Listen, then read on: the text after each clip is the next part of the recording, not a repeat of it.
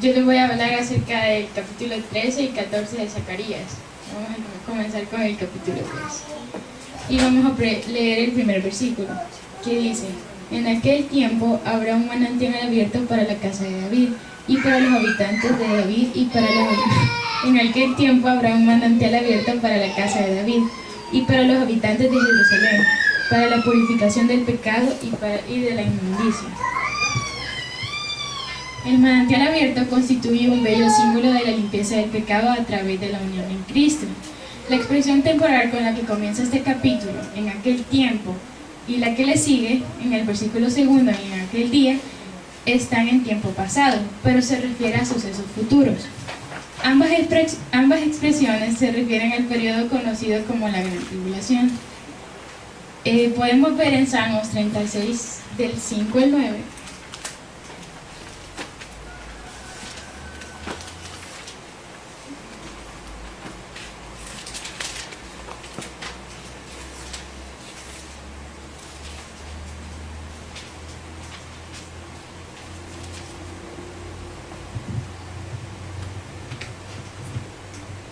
Dice: Jehová, hasta los cielos llega tu misericordia y tu fidelidad alcanza hasta las nubes. Tu justicia es como los montes de Dios, tus juicios abismos grandes. Oh Jehová, el nombre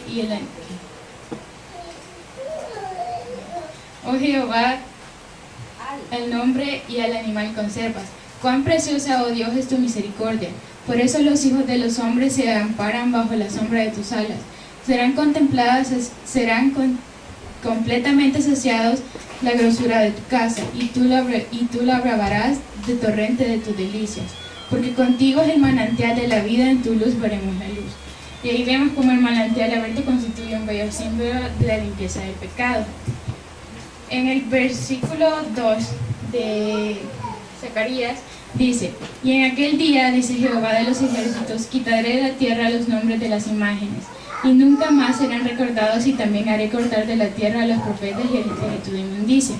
Este contexto es similar a Éxodo 36, del 22 al 38, en la que Jehová coge a actuar por sí solo debido a la incapacidad de su pueblo. En el libro de Apocalipsis se profetiza que Satanás será arrojado en el abismo profundo, y el falso profeta y la bestia, es decir, anticristo, serán arrojados en el lago de fuego. Esto alude al fin de la idolatría, que fue un reiterado problema para el pueblo judío, aún tras el regreso de su exilio y esclavitud.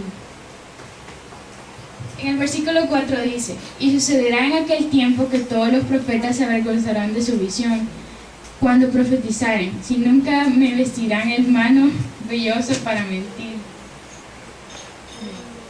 Nunca más.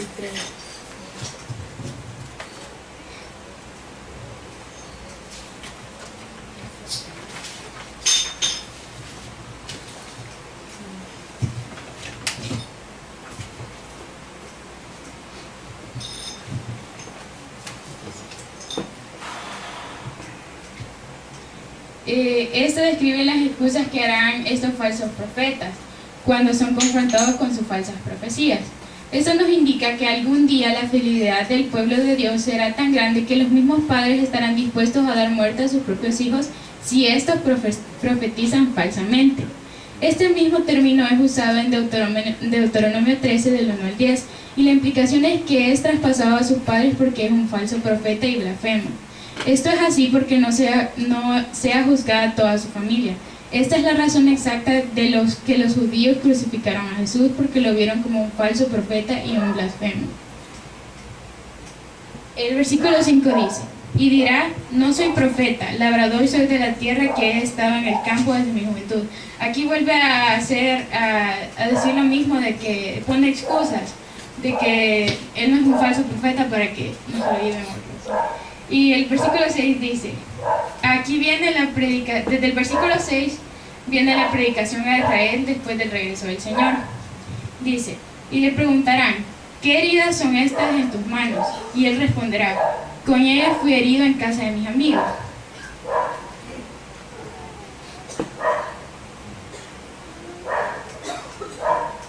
Es una amplificación de la anterior. Él trata de explicar que sus heridas al decir que lo recibió mientras estaba reunido con sus amigos. El hebreo es masculino. Sin embargo, el término amigos o amantes es usado en el Antiguo Testamento con compañeros en la idolatría. Por eso dice, con ella fue herido en casa de mis amigos.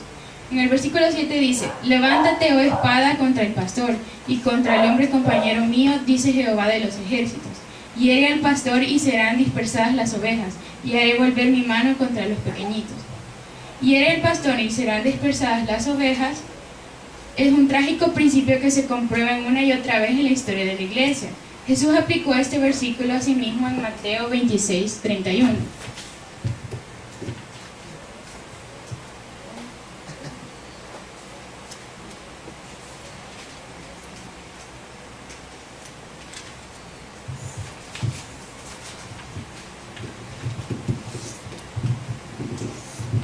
Mateo 26:31 dice, entonces Jesús les dijo, todos vosotros os escandalizaréis de mí esta noche, porque escrito está, heriré al pastor y las ovejas del rebaño serán dispersadas.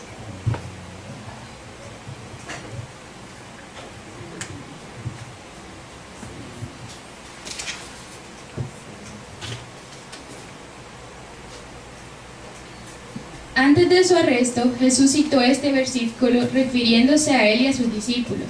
Sabía que de antemano que sus discípulos se dispersarían cuando le arrestaran. La espada romana era el poder militar que lleva a Cristo a la muerte. Desde el versículo 8 comienza el resultado de la invasión gentil bajo la dirección de la bestia. El versículo 8 dice, y acontecerá en toda la tierra, dice Jehová, que las 2/3 partes serán cortadas en ella, y se perderán, mas la tercera quedará en ella. De manera clara se alude a que solo una porción del pueblo de Israel permanecerá fiel a Cristo, y estará con él al final de todos estos acontecimientos. Versículo 9 dice, según esta declaración, en medio de su purificación por el fuego, el remanente de elegidos del pueblo de Israel verá a Jesucristo su Mesías, y lo invocará como su Salvador y Señor. De este modo Israel será salvo y restaurado a una relación de pacto con el Señor. Según esta declaración, en medio de su purificación por el fuego, el remanente de elegidos del pueblo de Israel verá a Jesucristo como su Mesías, y lo invocará como su Salvador y Señor. De este modo Israel será salvo y restaurado a una relación de pacto con el Señor.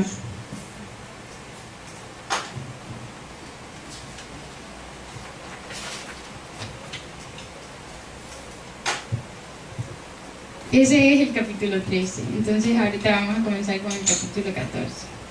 El capítulo 14 comienza con Jerusalén y las naciones. Este es el resumen de los eventos que tendrán lugar en la venida del Señor en gloria, que se conoce también de lo que se va a mencionar como Armagedón.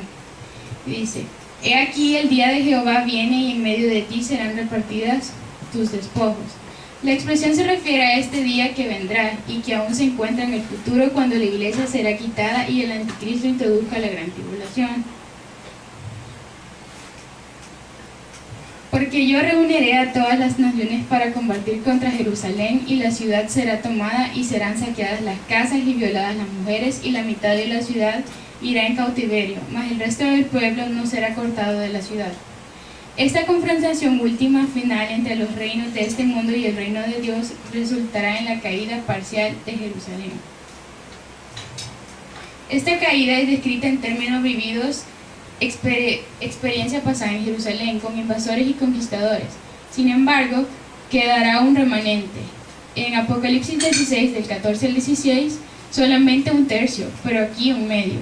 Esto está en total contraste en la promesa de la protección divina en Apocalipsis 16, del 14 al 16. Después del capítulo 2, aquí comienza el regreso visible del Señor en gloria, cambios físicos en Palestina. Dice el versículo 3, después saldrá Jehová y peleará con aquellas naciones, como peleó en el día de la batalla. Dios es presentado como peleando una vez por todas a favor de su pueblo y estableciendo un nuevo orden. Y no será ningún otro sino Jesucristo, que regresa a la tierra a liberar a su gente, a su pueblo del pacto. El versículo 4 dice,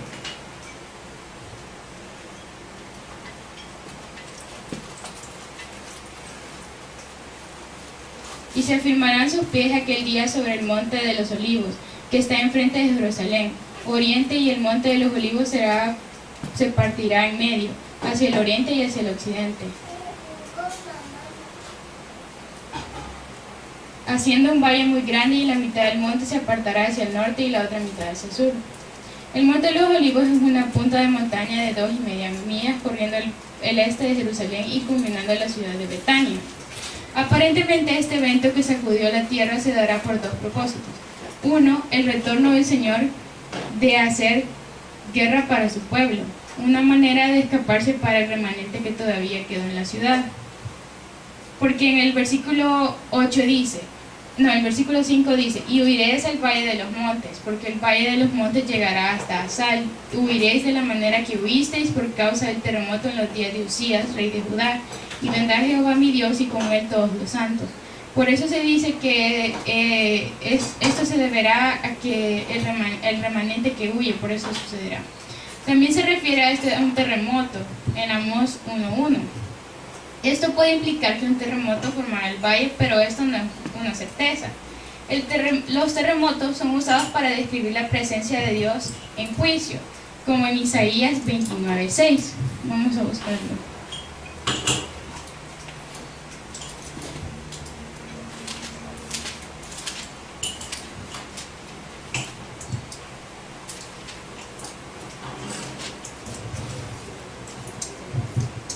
Isaías 29:6 dice, por Jehová de los ejércitos será visitada con truenos, con terremotos y con gran ruido, con torbellino y tempestad, y llama de fuego consumidor. Entonces aquí vemos cómo los terremotos son usados para describir la presencia de Dios en juicio. Los ángeles son llamados santos en Jacob 5:1. El término santo también es usado para los creyentes en el Antiguo Testamento. En el Nuevo Testamento se refiere a la segunda venida de Jesús y puede incluir los ángeles y creyentes. El versículo 6 dice, y acontecerá que en ese día no habrá luz clara ni oscura. Entonces, el versículo 7 dice, será un día en el que es conocida de Jehová, que no será ni día ni noche, pero sucederá que al caer la tarde habrá luz. Esto posiblemente se refiere a Mateo 24:36 y refuerza el entendimiento de esta sección. Se refiere a Dios el Padre.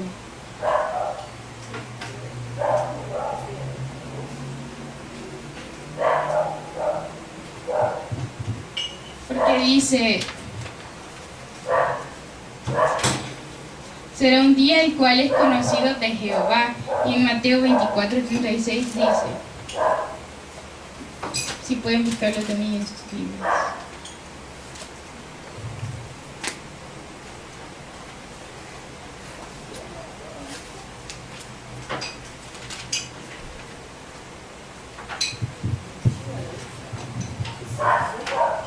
Mateo 24:36 dice, pero el día y la hora nadie sabe, ni aun los ángeles de los cielos, sino solo mi Padre. Entonces, por eso se dice de que es posiblemente que se refiere a Mateo 24:36, ya que Zacarías 14:7 dice que será un día el cual es conocido de Jehová. Acontecerá también en aquel día que saldrán de Jerusalén aguas vivas, la mitad de ellas hacia el mar oriental y la otra mitad hacia el mar occidental, en verano y en invierno. Esto se refiere al sentido de aguas supernaturales que dan vida, que no solamente presentan abundancia física, sino también abundancia espiritual. En Palestina realmente solo hay 2 estaciones. Este verso implica agua continua, que no está relacionada con los cambios de estación. Todo este contexto habla de un nuevo orden natural que no depende de los ciclos regulares de la naturaleza. En el 9 dice, y Jehová será rey sobre toda la tierra, y aquel día Jehová será uno y uno su nombre. Aquí se dice que siempre él ha sido rey, pero ahora será reconocido por todas las personas. El 10 dice, toda la tierra se volverá como llanura desde Geba hasta Rimón, el sur de Jerusalén, y esta será enaltecida y habitada en el lugar desde la puerta de Benjamín hasta el lugar de la puerta, hasta la puerta del ángulo, y desde la torre de Ananeel hasta los lugares del rey. y morarán en ella y no habrá nunca más maldición, sino que Jerusalén será habitada confiadamente. La maldición mencionada pudo haber tenido varios orígenes. El primero pudo haber sido la maldición de Génesis 3:17, que está relacionado con el pecado de la humanidad. El segundo, la maldición de Deuteronomio 28, que está relacionada con Israel quebrantando el pacto, en Zacarías 8:18.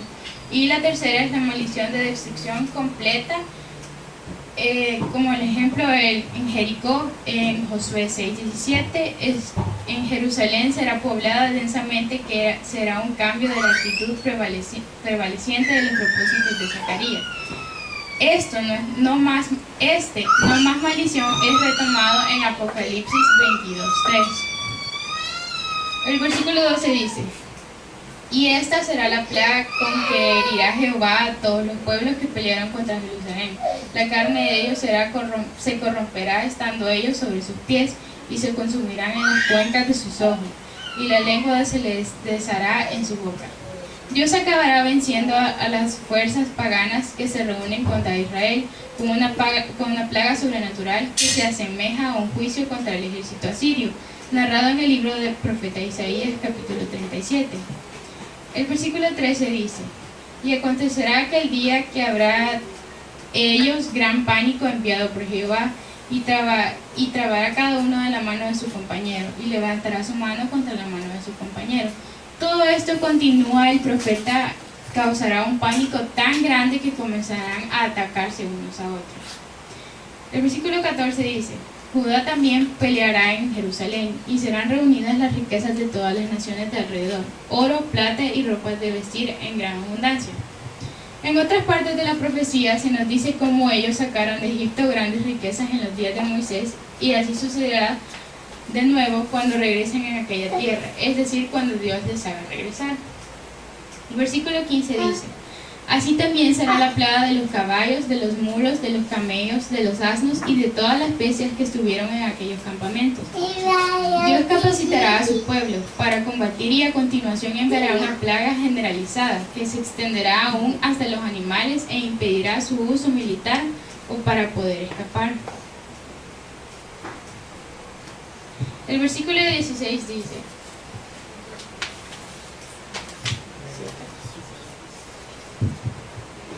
y todos los que sobrevivieren de las naciones que vinieron contra Jerusalén subirán de año en año para adorar al Rey, a Jehová de los ejércitos, y a celebrar la fiesta de los tabernáculos. Esta fiesta es descrita en Levítico 23, 34 y hasta el 44. Eran bienvenidos los extranjeros a participar. Era básicamente primero para una acción de gracias de cosecha, segundo para la visión de Dios para los pobres, la provisión de Dios para los pobres, y tercero un tiempo para leer la Torá. La mención de agua viva en Nehemías del 8 al 14 y 18 y su uso en Juan 7 durante la fiesta de los tabernáculos parece ser de importancia. Durante la fiesta de los tabernáculos, varias ceremonias apuntaban hacia el agua de vida como un símbolo de fuerza espiritual. El versículo 17 dice: y acontecerá que los de las familias de la tierra que no subieren a Jerusalén para adorar al Rey, Jehová de los ejércitos, no vendrá sobre ellos lluvia. Esto nos recuerda que la sequía es un castigo muy temido, porque priva al pueblo del agua que sustenta la vida. El versículo 18 dice: y si la familia de Egipto no subiere y no viniere sobre ellos, no habrá lluvia. Vendrá la plaga con que Jehová herirá a las naciones que no subieren a celebrar la fiesta de los tabernáculos. Egipto había visto las plagas anteriormente. Es sorprendente de que algunas naciones no vendrán. Es posible interpretar esto como no todos están totalmente convertidos a la fe en Cristo. Esa será la pena del pecado del Egipto y del pecado de todas las naciones que no subieren para celebrar la fiesta de los tabernáculos. En aquel día estará grabado sobre las campanillas de los caballos: santidad a Jehová, y las joyas de las casas de Jehová serán como los tazones del altar. El profeta nos dice que no habrá necesidad de hacer diferencias entre lo sagrado y lo secular, porque todas las cosas estarán apartadas para el servicio del Señor y en su reino glorioso y milenar. Aquí Zacarías nos recuerda que así como la diadema del sumo sacerdote tenía la grabada santidad al Señor, demostrando así que era un hombre apartado para el servicio del Señor, También cosas ordinarias y comunes como las campañas que decoran los caballos y las joyas utensilios comunes serán tan santos como el sumo sacerdote y los tazones del altar que éste utilizaba en el sacrificio. Y toda la olla en Jerusalén y Judá será consagrada a Jehová de los ejércitos.